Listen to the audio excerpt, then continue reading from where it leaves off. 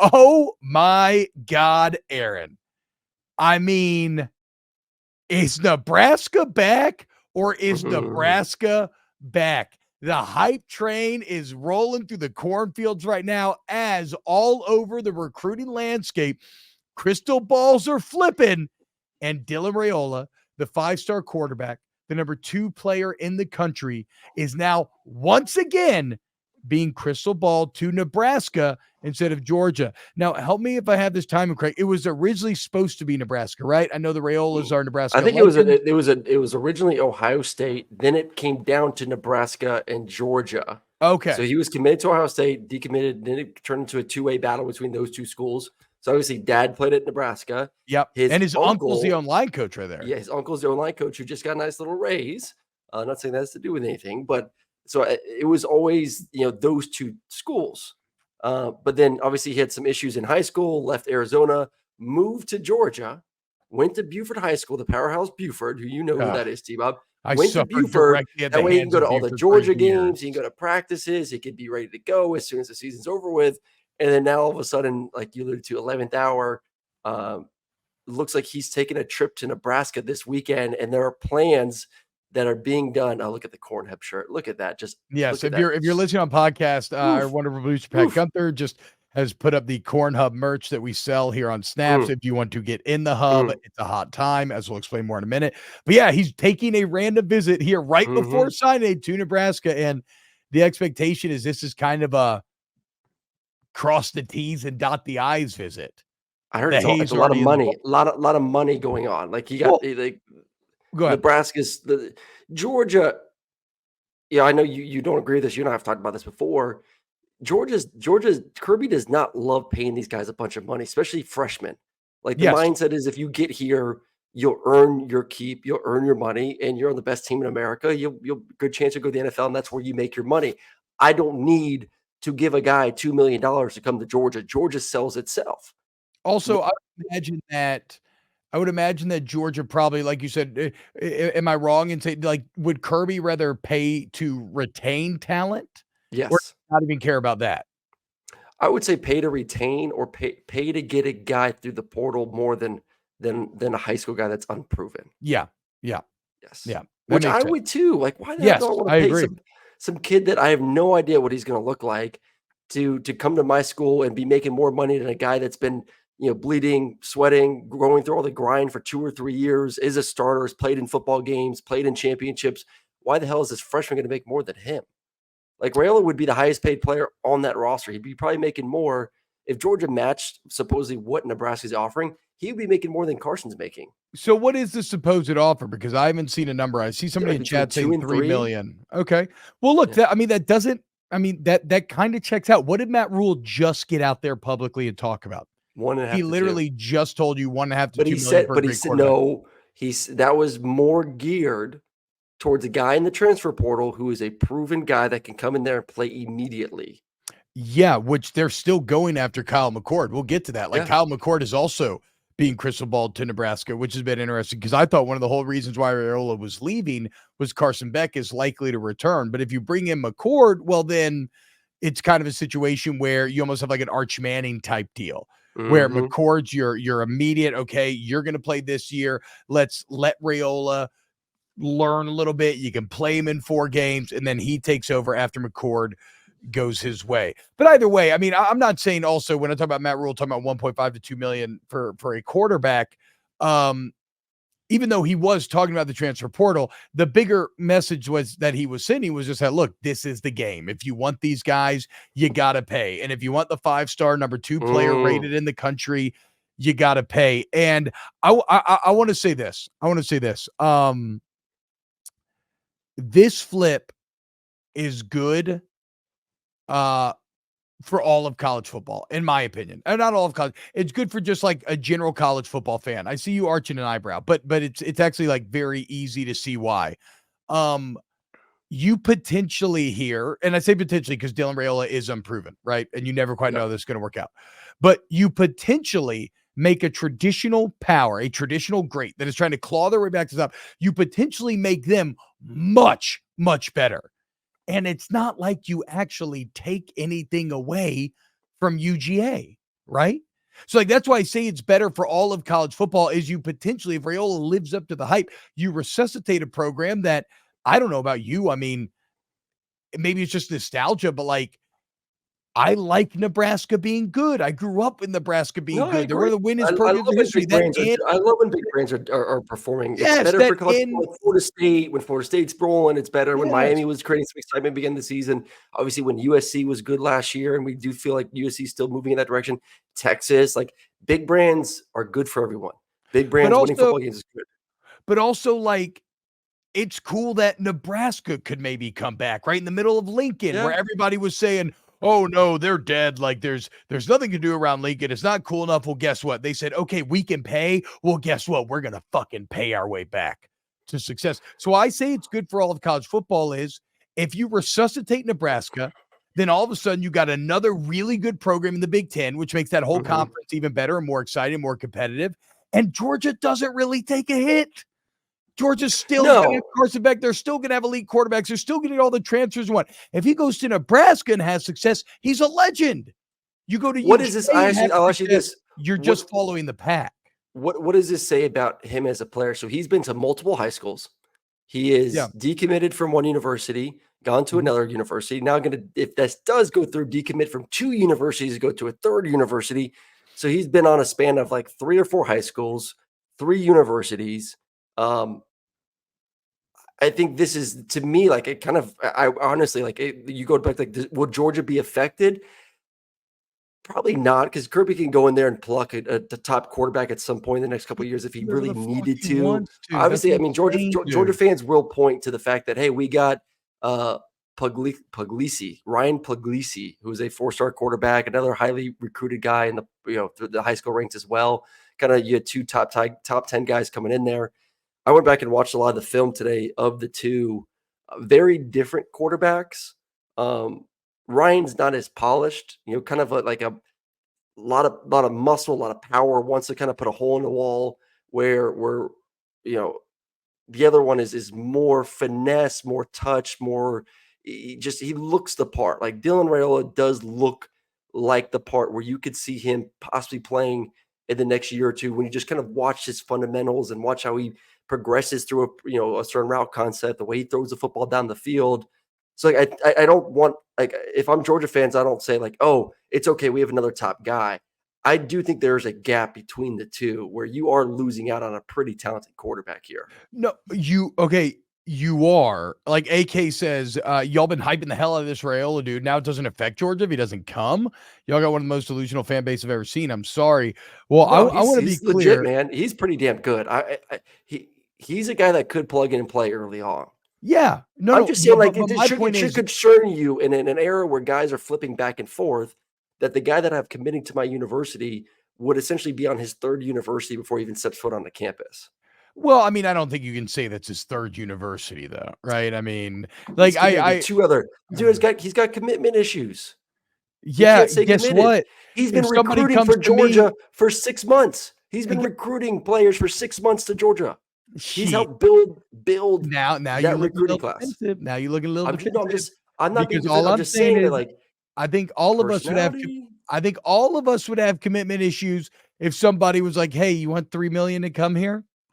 Would you have commitment issues to It's true. snaps, I Aaron, would. if you were offered $3 million to go work for Pat McAfee or something? Like, the fuck are we talking about? We'd all have commitment issues. So you could go out of your way. Like I saw some things in chat, like this is a new Tate Martell. Rawr. You Mhm. can go out of your way to do that if you want. I'm not willing to go there quite yet. Maybe the smallest bit of a red flag, but he's also landing in a pretty sticky spot. I mean, like in terms of maybe Nebraska actually retaining him long term. Because if they don't get Kyle McCord, he's got an unbelievably wide open path to the field. Either way, he's got a wide open path to the field. He's going to have the financial commitment from the staff, or they're going to have to Mhm. play him no matter Oh, what. It's yeah. like a high draft pick. His uncle's the O-line coach, as you said. His family's already got so many Nebraska ties. And again, if you go to Georgia and you fail to win a natty, you're a failure. If you go to Nebraska and you go to the Holiday Bowl, hell, if you go to a fucking New Year's Six, if you somehow find your way even into the 12-team playoff, you're a legend.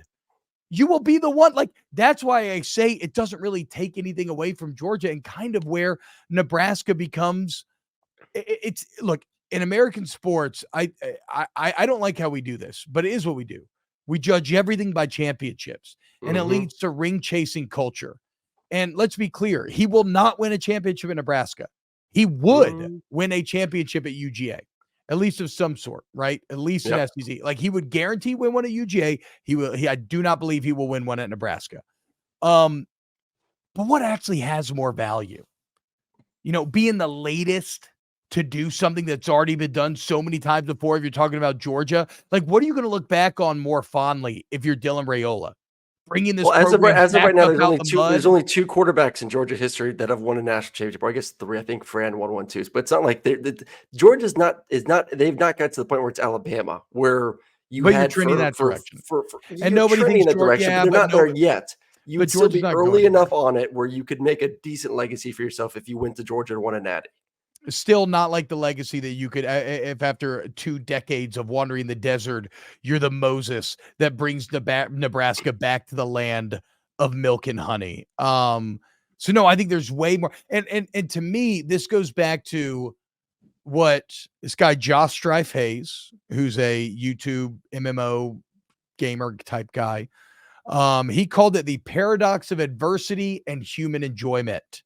And it's something that I think about a lot, where you never look back warmly on the easy shit in your life. You always look back and talk fondly about the hard shit, the shit you had to grind for, the stuff that you hated in the moment and it sucked. But at the end of the day, when you got it done, that's the shit that you carry with you to your grave. Right? It's that short-term dopamine hit versus that long-term grind that it earns you that dopamine. And I don't think becoming the starting quarterback at Georgia is something that would just be given to him. Like, that isn't easy. Like, neither situation is easy. We're talking relative, of course. But I still think that, like, if I do want to win a championship, but it's still hard to win a championship, T-Bob. Who does not want to win a championship? That's what I'm saying. I think I could argue that there is, even if it doesn't end in a championship, that there is more long-term value and pride to be had in leading a Nebraska program back to relevance than just becoming the latest 5-star soldier in the, what do y'all say? What do y'all call it? The red and black machine? How's the song go? I don't know, man. If I'm a kid, and this is kind of who Kirby wants to recruit to too, though. Like, he wants a guy that is willing to forgo the money, to put in the hard work and put the team first and win a championship, not the guy that's looking for individual glory and looking for a nice paycheck. So, like, if he wants to get a nice paycheck and if he wants to, go win 9-10 games and bring Nebraska back to relevancy and a top 20 team, good for Nebraska, good for him. Like, whatever your priority is his priority. I don't really care. Oh, you sound I'm just saying now. You sound a little I'm not salty now. Georgia's got plenty of quarterbacks. Let's just be fucking realistic. Like, you can't come after this dude for character concerns because somebody wants to pay him $3 million. That's fucking dumb. Good for him. I don't know what I would do in that situation. I'm just saying, like, Kirby recruits to a different caliber. This is all real, Rich. Go on on3.com right now. Yeah. Look at the recruiting rankings and look at the average NIL value of the Georgia class. Tell me who has the average the highest average NIL paid. That's how much you don't think the most algorithm exactly that those guys are making. But you don't think one begets the other? You don't think that the most expensive players, the guys with the highest potential value, are not going to get some of that value? What, you think George is just out here saying I should make that money? Like, you think George is just out here underpaying for elite talent, but getting them because they're Georgia? Yes. Fuck out of here, that bullshit. Yes. I don't believe that for a second. So is Alabama. They're fucking paying. They're fucking paying. Not like some of these other schools that are trying to get to that level. Oh, wow. Not like they're trying to get to that level. This feels very naive, in my opinion. I don't think the players with the ability to get paid the most. So against all human instinct in nearly every other industry we've ever seen in human history, the Georgia Bulldogs and the Alabama Crimson Tide have just figured it out, where they're getting human beings to take less money. Yeah. Okay. Yeah. Okay. They are. I just amazing. cannot. Guys that see like I'm going to make some money and then I'm going to go to the NFL and make more money. And I'm going to win a championship on the way. Not everybody goes to the NFL, dude. I mean, that's But where's the most likely situation where you will end up going to the NFL? At Georgia or Alabama? Much higher percentage than going to a Nebraska yeah, or because anywhere they else. have the best players. So the best players are always going to go to the NFL. You sell the shit of it. Yeah. How do you get the best players? You better pay for them. You better start winning. Yes, you better pay for them. Exactly. You better start winning. You accidentally said win. You accidentally said the correct thing first. Now, I'm with you to a certain extent. Like, I'm not saying that On Three's numbers are 100% right. No. Right? Or anything like that. And I do believe that there are players out there that I'm sure have sacrificed some short-term monetary gain because they want to win a championship. They want to do this or that. But you can't convince me that George's not a top 5 spinner in the country. I think that's fucking crazy. I think that's fucking crazy. You're just naive if you're saying that. It's not true, Aaron. I don't think so. Exactly. I don't now think we're getting so. hesitant. No, your hesitance I'm not hesitant. louder. I was thinking of other schools I know for sure spending more money than Georgia. Hell, you just came on here before talking about how much Ole Miss is spending for that team. Allegedly. Right? Georgia's been in top 5, bro. Top 15. Top 15. Top 15. Top 20. You can't even allow yourself to go top 10. That's how upset Dylan Raiola has you. I'm not upset. I don't know why you're making this out to be like I'm ticked off about some high school kid that like I don't think any high school kid should be making $2 to $3 million. I don't think any high school kid should be making 7 figures. Go earn that money, kid. I mean, but good. Look, get paid. I would not. I would get paid. Like if I was in that situation, I would probably do the same damn thing that he was doing. I'm just saying, like, I'm not as a if I only get a certain amount of money to spend, I'm not spending $3 million on a high school quarterback. No, exactly. But you're not in the situation that Nebraska is, right? Yeah. He better work out and he better not transfer. Desperation is, well, I mean, if he transfers in, you're off the hook for the money. So it's not that bad. But like, no, what is it? Necessity is the mother of invention. I guess it doesn't really apply here, but basically, like Nebraska has to do this because look at their quarterback group. Okay, so because this is what else I wanted to hit on. So apparently they're about to get this commitment allegedly from Dylan Raiola. They're also allegedly going to land Kyle McCord out of the transfer portal. Now, I don't know if the Raiola news changes this at all, but think about this. I wouldn't pay Kyle $1 million either. I'd pay Kyle like $750. But again, you didn't have to go through what Nebraska just went through. You think Kyle McCord sucks? You think there's a legit bidding war for Kyle McCord right now, though? One man's trash is another man's treasure, Aaron Murray. And let's look at the Nebraska quarterback room from last year. You had Heinrich Harburg, who threw 7 touchdowns, 7 picks, completed 49% of his passes, averaged 96 yards a game and 6 yards per attempt. Chubba Purdy, 54%, 63 yards a game, 2 touchdowns, 3 picks, 6 yards a attempt. Jeff Sims, 59%, 56 yards a game, 1 touchdown, 6. You had a quarterback room that combined for 52% completion, 10 touchdowns, 16 interceptions. Get the fuck out of here. Oh, and they fumbled like 1 million times as well. Yeah. So yes, I would pay $1 million for Kyle McCord's 66%, 3,100 yards, 9 yards per attempt, 24 touchdowns. Yeah, but there's no Marvin Harrison Jr. running routes there at Nebraska to what he was throwing at Ohio State. So still better than what you had. Yeah, still, of course. My old ass could go over there and be better than what they have right now. And when you look, Nebraska's got that money, man. I was shocked when I saw so Nebraska's collective is called the 1890 Club. And here is a video, and you can just kind of scrub through this as you will here, PG. But this is a video of the 1890 headquarters. This is not a football ops. I guess this is not anything technically connected to the school. This is the Nebraska Collective's headquarters, and it is nice and it is massive. And it's because they're saying, look, for years, we weren't our legacy suffered because we're in Lincoln. It was hard to recruit. Well, guess what? Now we can fucking pay. So you know what we're going to do? We're going to pay Matt Rhule $10 million. We're going to go pay and get these good recruits to start coming here again. And by God, we're going to be good again. And if that means overpaying out of necessity, we'll do it. You got to overpay for Kyle McCord to get better. You do it. I think the perfect example to this, a team that has a pretty good history, team that's won, and a fan base that's ravenous is Tennessee. How has Tennessee gotten to the point where they've gone right now? Like they spend more than anyone. Like you want to talk about like collectives. Tennessee probably is the top collective in all of college football right now. They've assembled a war chest. That's how they bought their last quarterback. What they pay Nico? Nico got what 4 years? IMLA got a 4-year, $8 million deal. Yeah. So like they came together and said, enough's enough. Like we're Tennessee. We're sick of being the bitches here in the SEC East. We're gonna string together money. Yeah. And now all of a sudden they've been able to bring in some top tier talent, be a more consistent football team. Win 11 games last year.